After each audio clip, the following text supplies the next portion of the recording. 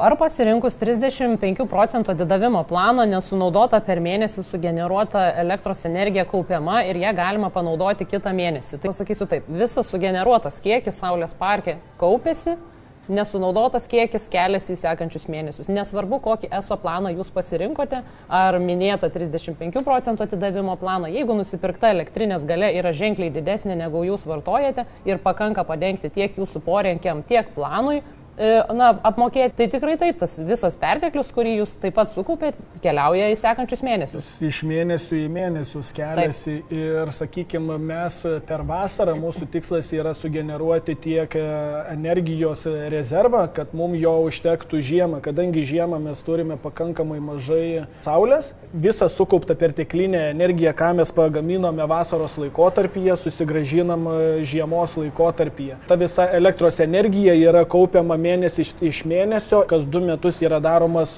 nurašymas, o per tuos 2 metus kiekvieną mėnesį ta elektros energija kaupėsi. Vadinasi, po 2 metų yra daromas nunulinimas, nepriklausomas energijos tiekėjas visą jūsų perteklinę nepanaudotą elektros energiją iš jūsų jums kompensuoja, kaip taip tariant, superka ir kompensuoja priklausomai, sakykime, 24 metais buvo nunulinimas, už 1 kWh perteklinę žmogus gavo 8,5 cento, tai visai neblogai. Sekantis nurašymas 26 metų iš kovo į balandį.